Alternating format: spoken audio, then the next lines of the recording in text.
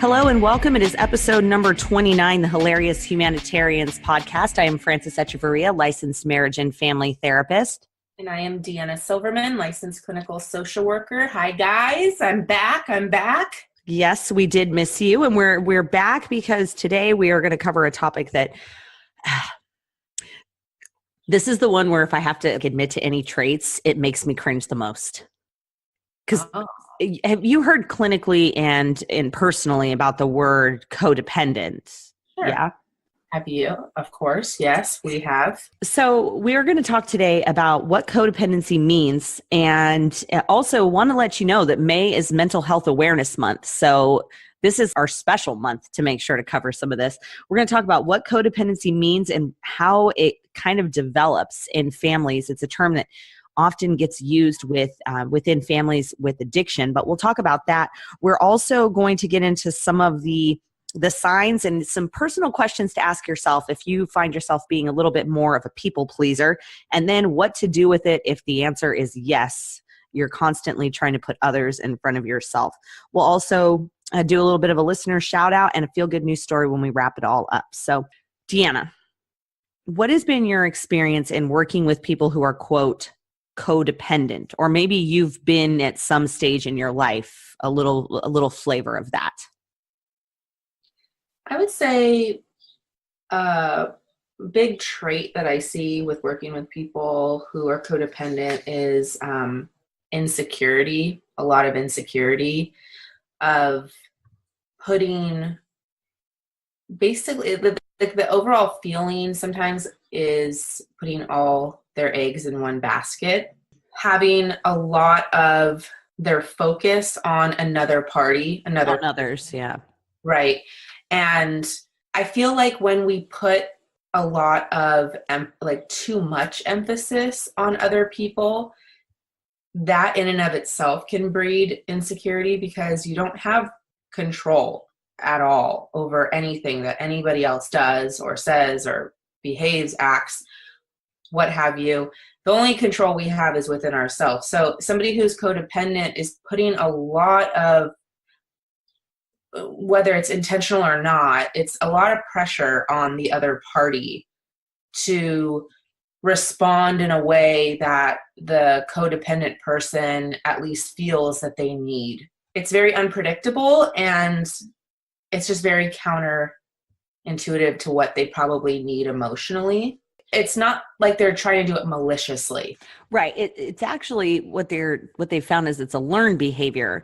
And the best way to describe it is almost like a relationship addiction, because people with codependency often have these relationships that are one-sided, emotionally destructive, and or abusive. You see it a lot in terms of people being involved perhaps with someone with an addiction issue. But what ends up happening is that when you get caught up in these kinds of cycles, a healthy, mutually satisfying relationship is just not going to happen because you're at the whim of someone else, as you mentioned. So the phrase comes out, and a lot of people will think about it in terms of AA and Al-Anon. Al-Anon being the support group for people whose family members are in like AA for recovery. And there is a lot of codependency that happens in addiction. In fact, that was the first place where they kind of recognize these behaviors. But in reality, they're seeing similar patterns of behavior in people that maybe have like chronically or mentally ill individuals. And then also it's just kind of, like I said, it's a learned behavior, and it can come from dysfunctional families, and no family is perfect, but some are a little more functional and they're dysfunctional than others. Also, another thing that I often would see is the codependent person, they do develop this sense of feeling like they need to be needed. Right. It's like that's their reward system. It's like a mom who has like a son who is addicted to alcohol, and she's codependent on the son. So oftentimes you'll see like the mother covering for the son, or trying to getting him out of situations where other people would naturally experience like natural consequences to their actions. So I would see this all the time in the hospital, in the psychiatric hospital where I worked, where I would talk to families of people who were going through addiction issues, and they just had like every excuse in the book covering for their loved one. And I get it. It's coming from a good place. They have good intentions, but they don't see how destructive and their behavior is, and how much it's actually holding the other person back. Yeah, I specifically remember one situation where I was working with a young man in recovery, and he was addicted to heroin, and his mom, whenever he was starting to have withdrawals, and his mom was in recovery, she would go out and get heroin for him so that he wouldn't have the withdrawal symptoms. Another situation you can think about in terms of we use the word enabling. Enabling is kind of almost synonymous with some of these codependent behaviors, but basically how it works, to kind of give an idea of how these behaviors start and how they're perpetuated and passed down, is if you think of a dysfunctional family doesn't really want to address that problems exist. So they don't talk about problems.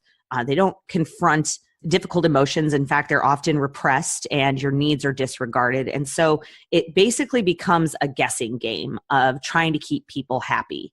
And that doesn't work for very long. And then often that is carried over into someone else's well-being being front and center for the family, whether that person is an addict or, I mean, I'll be totally honest, in my experience growing up, I mean, I had a chronically ill mother, and that became front and center of everything. And so there's this line you can cross where you're caretaking and trying to be a loving spouse, a loving daughter, a loving, son or brother, sister, whatever. But when it gets to the point where you're starting to deny your own needs, desires, or sense of self to take care of someone else, that's when it starts to get really dangerous. When you're handing over your happiness and well-being to someone else who is, to be perfectly honest, like you said, you cannot control other people.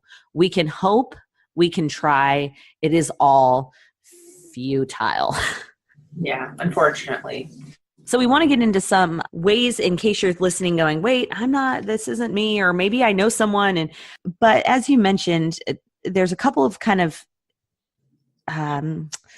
particular ways a codependent can behave. Typically, self-esteem is all wrapped up in that need to be needed. There's a great book called The Disease to Please that some of my clients have told me about that is all about this idea of getting your worth from other people. And it's always, to be perfectly honest, it's always with good intentions. You're not trying to perpetuate things and make it worse. So you might be thinking, well, what's the problem if I have a kid I love and I'm just covering for them? Or, my husband's sick again and I need to tell his boss he's ill and not hungover, so that we make sure that we still have his income. The problem is that it allows the self-destructive patterns to continue. And so there's never this come to Jesus moment where people have to address the problem. Right. So as I mentioned, I've had no problem admitting my eating disorder issues, depression, anxiety, OCD stuff, none of that. But when someone comes at me with being codependent, I get really angry. And let's explore this. But the thing is, I don't understand why, but because it's so textbook, but here are some traits. And maybe Deanna, you've found yourself at some points in your life fitting some of these, but characteristics of codependent people are an exaggerated sense of responsibility for the actions of others, a tendency to confuse love and pity with the tendency to love people they can pity and rescue. Oh my gosh. Deanna, how many bad boys did you date in your life? You talking to me? What do you mean? Oh, because this is me. I understand him. I just get him. I can change him with enough love. Right.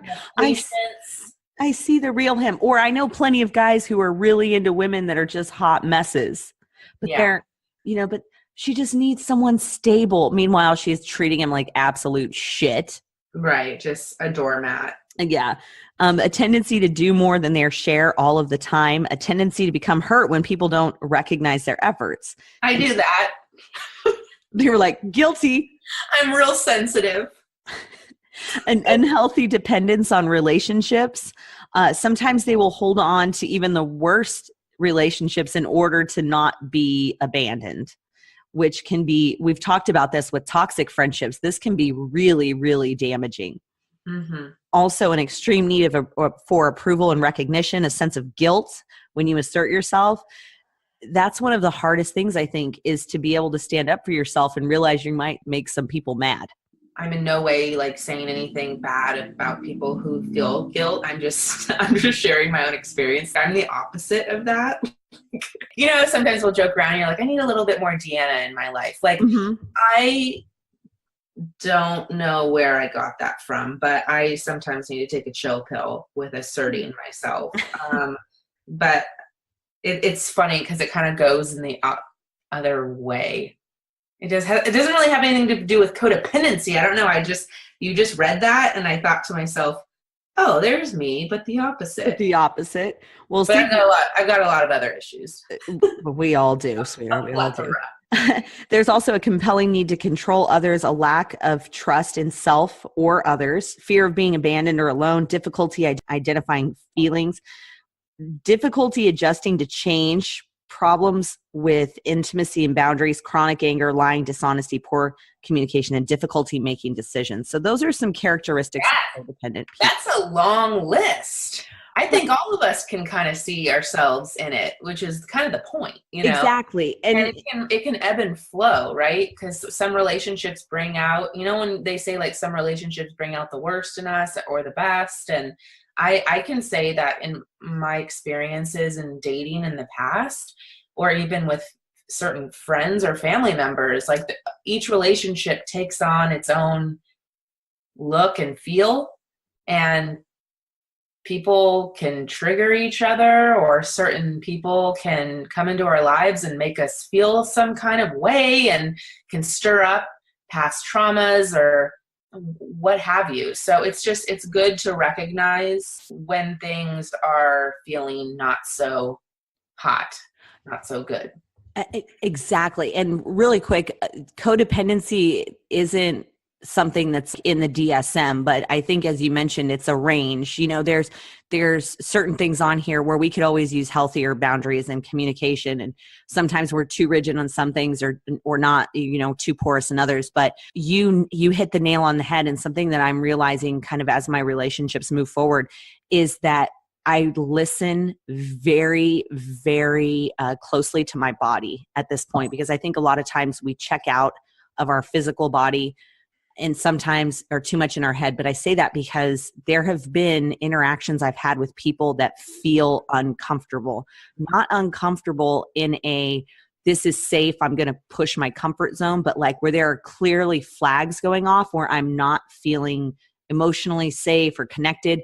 And I would push past them and just deny it. And now looking back, it was because they were very unhealthy interactions, and my anxiety or my body, the cues, I was denying all of them. Mm-hmm. If you're going to see somebody you're supposed to like and be involved in, and you're anxious that you might irritate them because they're moody, that's probably not a good sign. Mm-hmm. Especially if you haven't done anything wrong. So I guess in my application of some of the stuff that I've worked on and working with others to work on is just really paying attention of how you feel in the moment when you're interacting with people. Mm-hmm.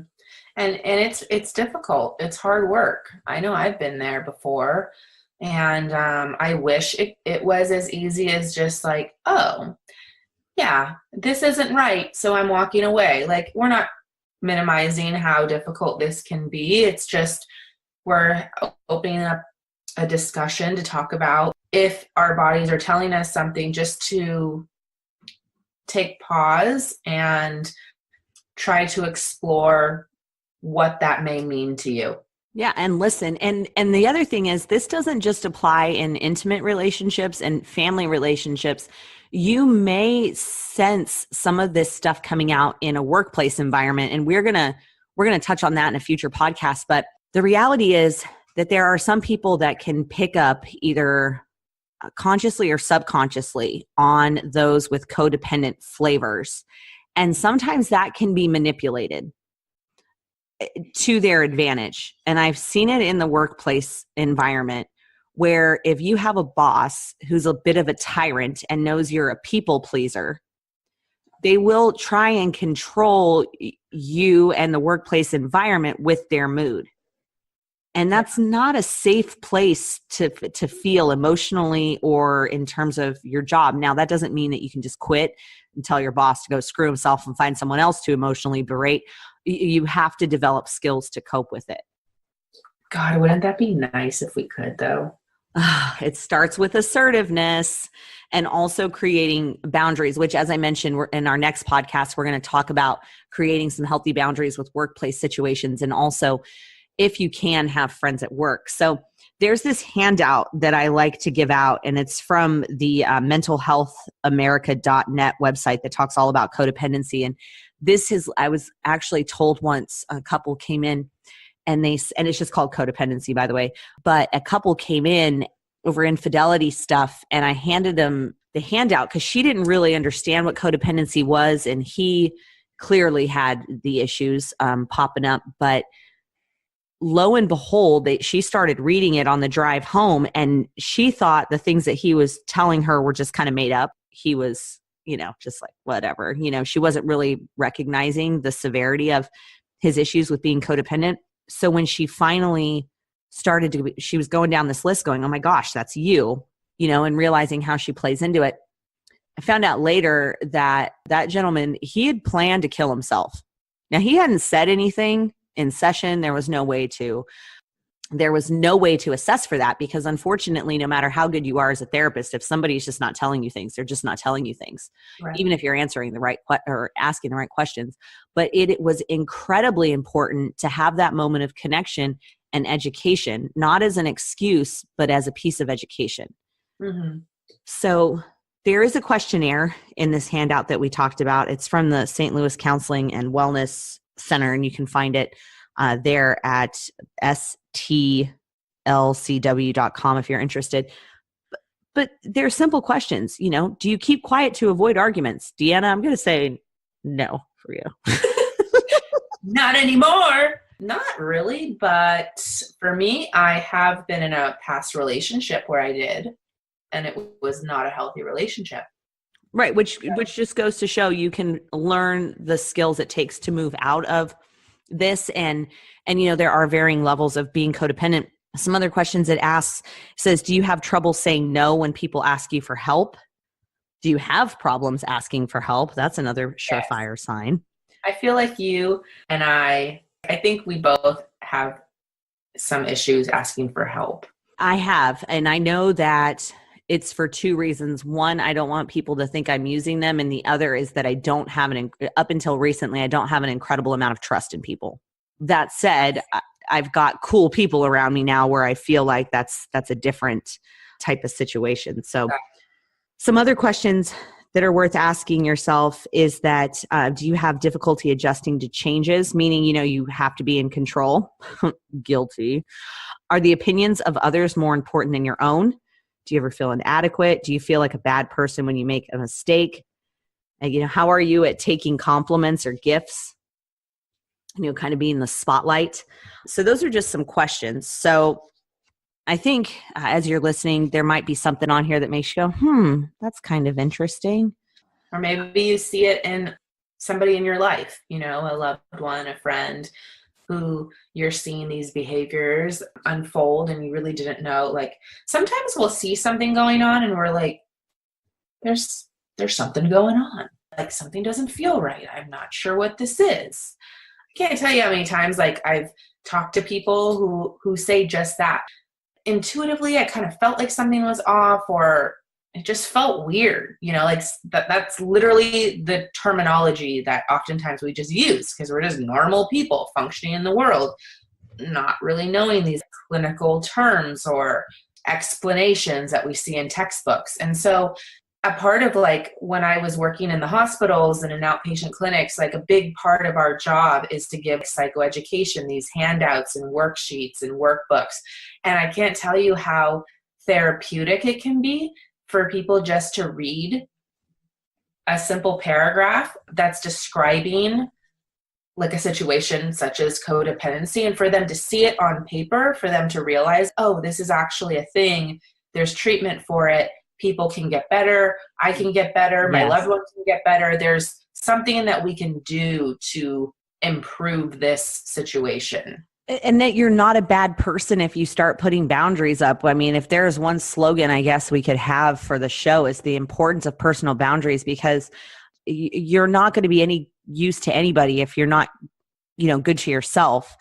So if some of these things are raising flags for yourself or for other people, there's a lot of information out there. As I mentioned, the resource we were using and kind of reviewing today. Also, there is CODA, which is the codependence. It's like basically the AA for codependence, where they work through programs. There's a lot of really great books out there. Codependent No More is one. There's one that I read that's like a daily kind of affirmations that works through things. It actually just works for life in general because it's good with boundaries, but it's tied to the same workbook that's Codependent No More. But there is something in education. And also, if you're caught up with somebody who you're in like a relationship where you're super codependent and enabling, it takes away some of the guilt if you start going, wait a second, I'm not helping this person. I thought I was helping them, but I'm actually making it worse. And so if you start to pull away and have those boundaries, it can really kind of change the tide and actually help everybody get a little healthier potentially. So you're listening and you're going, what am I supposed to do? Frances, Deanna, what's going on? So there's some easy ones, and it starts with communication. No. Yes. I'm kidding. You actually have to talk to people. I don't want no, not that. Anything. I will do anything but that. Right. A simple one. No, but it's true. And we don't think about this. We go, I communicate all day. I text, I call, I send Snapchats, I don't know. But we really have to work on our communication. And one that is incredibly helpful are good old I statements. People don't listen when you blame them. Dang. Period. The end. I've been doing it wrong this whole time. Right? So if someone's coming at you and you go, you're being an asshole, you ruin everything, blah, blah, blah, they're just going to shut down. It just turns into a fight. It turns into a firefight. Right. And nothing happens. So one of the most simple ways to improve communication is to use I statements. And that's where you take accountability for your feelings and explain a behavior you don't like. So for instance, I feel sad when you cancel our plans. That's taking ownership of my feelings. That's not saying to somebody, you're a jerk, you're insensitive, blah, blah, blah. It was our anniversary. You don't even care about our marriage. Wait, hold on. If somebody forgot your anniversary. I don't know. But also you can't use an I statement like, I feel hurt when you are a fucking flake. Like, oh my God, I just took a sip of soda as you were saying that. Almost spit it all over. So like if somebody does flake on you, like, over and over and over again, I don't know, maybe even one time is enough. But I like to give people like second chances, right. Like if somebody flakes on me or has to cancel, I'm kind of like, whatever. I probably have done the same thing, But if somebody has this like behavior where it's just repeating itself and then you just feel like second choice or, second fiddle or whatever that quote is. Yeah, you can say, I feel hurt when you do this, because I get it. I'm happy to see you and I was looking forward to it and whatever. You can't use I statements and call somebody an asshole. Even though I know that it's tempting. They're going to be, people listening are going to be like, using it and then message us. I don't understand why it didn't work, Frances and Deanna. It didn't friggin' work. I mean, I told him I feel disrespected when you make me wait forever because you're a goddamn idiot. And yeah, if you're going to call somebody a name, my advice is to say, okay, what is it? Like instead of being like, Frances, if you and I ever got into a fight, like it says, Frances, you're a bitch. I'll be like, Frances, I don't like it when you act like a bitch. Because at the very least, you could work your way like backwards out of that one and be like, I said act like. You're not one. It's just you were acting out of character. Proceed with caution on that one. Yeah, proceed with caution. I'm not even being therapeutic at this point. No, but it's true though. That, you know what, that I would say that is a step in the right direction. All right, thanks.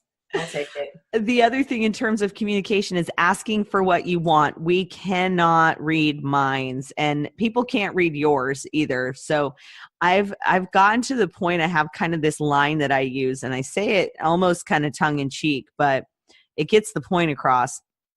I will tell someone, I have a lot of skills, but mind reading is not one of them. Mm-hmm.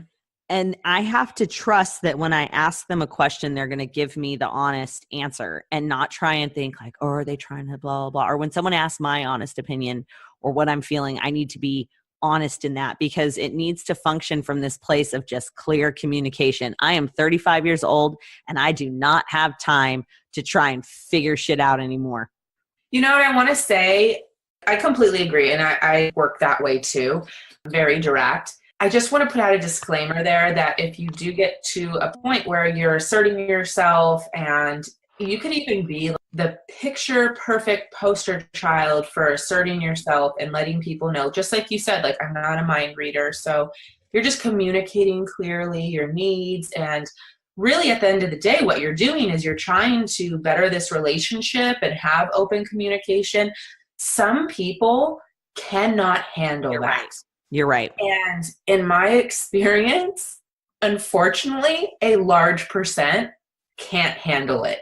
So I will be working on this for the rest of my life, which is like delivering it in a gentle way. Mm-hmm. Because you guys listen to this podcast, my voice is kind of flat, monotone, unless I'm like cackling and laughing.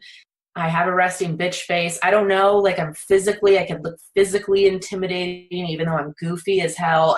There's like all these different factors. So like, no matter how nice I am when I'm asserting myself in a gentle way, it still can backfire because people it's like asking them to come to the principal's office, you know, and they like recoil and get all whacked out, you know. Well, and people's feelings get hurt. And this is something I've really had to work on. I have a friend of mine, he's super direct. In fact, sometimes I have to tell him, you know, that comes across a little harsh, because it's a combination of his stature and his voice, and he's just super direct. So you're right. There's no magic. If you say this, it's going to go over well. And unfortunately, we also, I think, kind of live in a time where it's like, it's okay to be mean to people, but it's not okay to be direct. We will overlook catty, bitchy comments or people being mean or this, that, juvenile behavior, but we get mad when someone is adult-like and direct. And so it's going to take some time and maybe a little bit of finesse. Yeah, finesse is a really good word for this. It's an approach. It's a skill. I'm still working on it. I have not perfected it in any way. If somebody out there is listening and has perfected it, email me. I'm all ears. And I'm going to say that you're lying because no one's perfect at it. Hey, look at you being direct, you know, on the same topic. But this really does bother me when I hear people being nasty and mean and then just, oh, well, I'm being honest. Yes, being honest. And it's like, no, that doesn't give you permission to rip somebody apart and make them feel bad. So please don't, I hope nobody's confusing us saying, you know, developing a skill of being able to assert yourself. That has nothing to do with the people who rip people to shreds and then say, well, I'm just being honest. Yeah. If you didn't want to know, you wouldn't have asked me. Or one of my personal favorites, and by that I mean I hate it, is when I work with people who drink too much. They'll say, well, I drink and I just tell it like it is. Right. No. How about we don't get to the place where you have to, quote, tell it like it is in a mean way. And I think it's almost, this is kind of funny when you talk about whether or not, this particular article we're going over talks about codependency being a learned behavior, but I'll give you an example. My daughter, she's now 10. We went to go get nails done, right?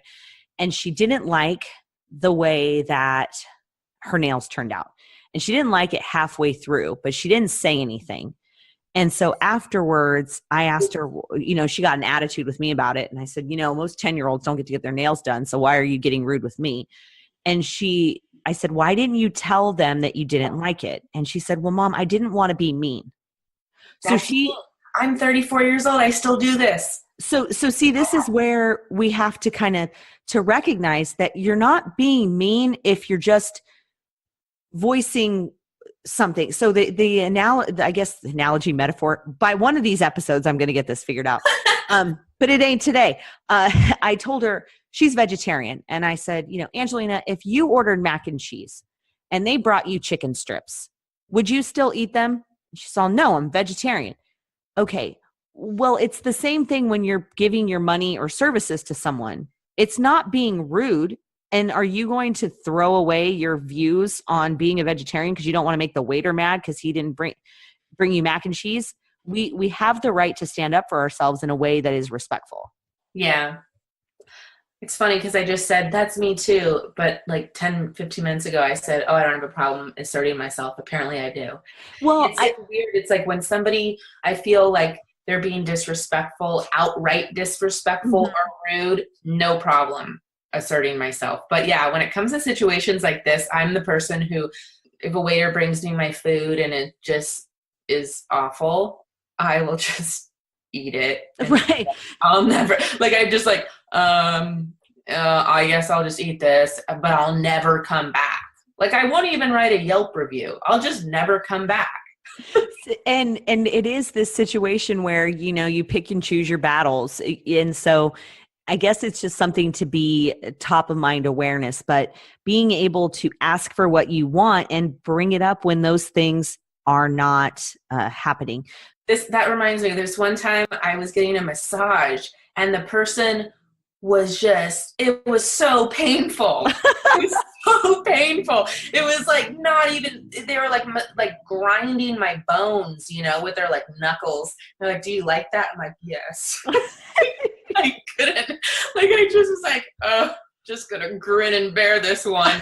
I think nowadays I'd probably be like, can you lighten up the pressure points? It sounds so silly, but we do really need to practice that assertiveness and not feeling bad about it, and that people pleasing thing where we don't want to hurt people's feelings. I read a really interesting article real quick. The other part is just saying no, learning how to say no so that you're not saying yes to everything and overextending yourself. There's a really great TED Talk about a woman. I'm about ready to cuss, so please, if you are morally offended by the F word, you should probably go elsewhere. But she talks about having a fuck budget. You don't have an infinite amount of fucks to give. And so you need to know which things are worth your while and to constantly check that. And so if you don't like hanging out with your coworkers after work, and it doesn't really serve you, then why do you agree to go and do it? Or if you're not really enjoying the play date group with your kids, and no, just being able to say no, or when people are constantly asking for favors, to be able to exercise that 2-letter word that can be so much freedom. I would like to figure out how to assert myself when I seldomly go to the mall, but if I go to the mall and those kiosk people are there and they're like, come here, I need, they start, you know what I'm talking about? In the middle of the mall and they hunt you down and I'm just I'll even try to pretend like I'm on the phone and they still, so aggressive. Jesus. I have a few standard responses. One of my favorites is when I go to Costco, because that's one of my favorite places, and they try and, if they're trying to hit you up for cell phone service, I say, I have this cell phone service. No, thank you. Have a great day, though. The other one, though, is when they're always trying to hit me up for TV. I love watching their minds get blown. We only have a TV in this house because my kids watch it and it's only hooked up to Netflix. I don't even know how to turn it on. So I'll just look at them. I'm like, we don't have a TV in our house. And they just stop. You know what? Even if you have a TV, use that excuse if you don't want to talk to the cable guy that's trying to sell. Just watch their mind. It's my religion. I don't know. You're not going to argue religion, right? Yeah, you can just, the thing is, maybe it's a little white lie, and maybe that's the step you got to take to practice assertiveness. But yeah, we shouldn't be getting all caught up in that nonsense. Baby steps. I read an interesting article. It was about this woman who took her little kid to the playground, and there was a little boy that was bugging this little kid who was trying to play, and he constantly was saying, "No, leave me alone. Please leave me alone," and was being polite about it. And anyway, it all comes to kind of a head, and the mom of the other child is like, "We don't want to play with this kid. This kid's a brat," and stomps off. And so the mom had a conversation with her child because she's trying to teach him that your personal space is yours and you command that space. So if somebody is crossing that physical boundary and you're not happy with it, and that doesn't, and that comes across as mean, how else do we teach kids boundaries in terms of keeping themselves away from, safer from predators? Or as women, how many times, I know I'm guilty of it. Somebody comes in for a hug and I don't want you to touch me, but I'll just say, okay, because it's all right. And I just want to get this over with. Whereas being able to say, no, you chill out over there. Right. Don't touch me. Right. I don't mean to laugh, but. Yeah. No, but it's true because it's silly. It's true. Yeah, no, I'm laughing because the look on your face as you did that, and I know I was envisioning. No. Yeah, no, but I agree. Those boundaries have to start somewhere, and many times they start with the word no. So setting boundaries is something to think about as we're talking about codependency, but just life in general. One of the things that I read once is that the only people that have problems with boundaries are the ones that it negatively impacts. Yeah. Basically, the only ones that have a problem with it are probably the ones that you're needing to set boundaries for. That is exactly it. So you can do a lot of Googling and find out about boundaries and how to set them. Also recognizing unhealthy boundaries. Those things include feeling bad or guilty when you say no, not speaking up when you're treated poorly, falling apart so someone can take care of you. That's an interesting one. Going against personal values in order to please others. There's also internal boundaries that you can set for yourself about protecting your own thoughts, feelings, and behaviors. And lastly, making yourself a priority. It is not selfish to take care of yourself. And we live in a world, I think, where it's all about trying to be the martyr sometimes. And taking time for yourself can be considered selfish, rude, you're ignoring your family, your kid should be a priority. This happens with mommy shaming all the time. And so I think it's important to make yourself a priority. And that, as we're kind of wrapping up, does lead into our self-care activities and why we always push those. Oh man, self-care has been kind of hard. If you listen to the last episode, I was not there. That was self-care. Yeah, it really was. In fact, because I really, really enjoy doing this podcast. It's an outlet for me. I feel like I get an opportunity to actually hang out with my girlfriend, even though I'm on the internet. So yeah, self-care this week, I guess, or the last couple, because there hasn't been much self-care. Like my whole family's been really, really sick again. And so self-care at least was just making the hard decision to say, like, I can't do the podcast, or else I probably would have pushed it a little too hard. So I think that is a good example of when, like, we want to do things, like it brings us joy, but sometimes we have to pump the brakes because we have to take care of our health. Absolutely. There are times where I would say push yourself to go do the thing that you want to do, and other times I would recommend to people, sometimes you just got to stay home and take care of yourself. And like that fun thing will most likely be there next week. What did you do? Any self-care? You've been going on like a lot of really cool hikes. I have been. And for me, those are, I kind of call them, what was the term I came up with? Like active recovery. I went hiking last night, where my friend and I are going to be hiking Mount Whitney. We somehow got a permit for that through the lottery, which I never win anything, but we went hiking last night, and it felt really good. And the way I look at this as self-care is, I've talked about pretty openly about like my struggles with body image and identity and health and all that. But doing something like that, one, I have amazing friends, so the conversation just rolls. Like it's just catching up like this, but we're doing something. It also pushes my personal kind of comfort zone, because I'm afraid of all the things that go bump in the night. Yeah, I was going to say night hiking. I would have been freaked out. Well, we're going to start Mount Whitney at 3:30 in the morning with the day we have our permit. So we have to kind of get used to that. Yeah. But the other thing is just that appreciation of really what my body is capable of. And I feel like that's self-care on a different level. I don't know what it is in the last 6 months that's changed, but it feels really, really good. That's cool. I love that. So is now when we should say that I saw your ass? Speaking of huge things. No. Speaking of body love and acceptance. Oh, yeah, that too. Deanna's got a tattoo on the back of her thigh I didn't know about. Yeah, on my hamstring. I wouldn't recommend that location, by the way. Oh, God, I don't know how you did that. Don't know either. In fact, it was no, I was going to say it was my last tattoo I got, but that would be a lie. But let's say that I got that tattoo, and then it was like years before I got like another tattoo. And it was, the next one was like my arm, it was like my forearm. So okay, it's not near my armpit. It's not like the underneath part of my like bicep. But yeah, so what happened? How did you see my butt?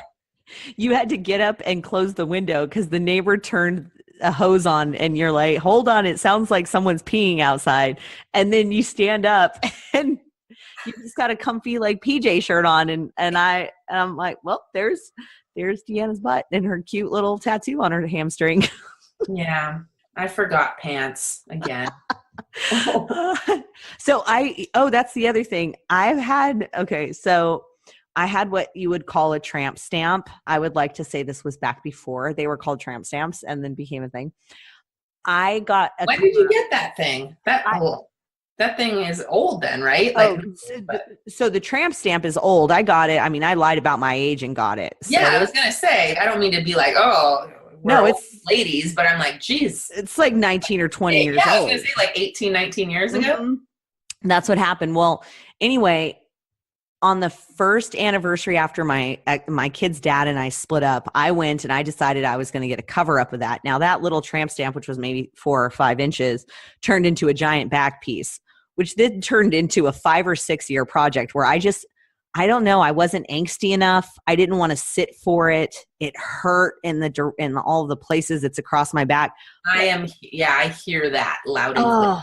I sat through it and got it finished last week. I'm so proud of myself. Nice. Well, I want to see it stand up. I don't know if our listeners like know that you and I are pretty covered in tattoos, both of us. Holy, I did not know it. Okay, that thing is big. Right. Wait, so that started off as a tramp stamp? At the very bottom, and now there's roses and skulls and that's beautiful. And birds.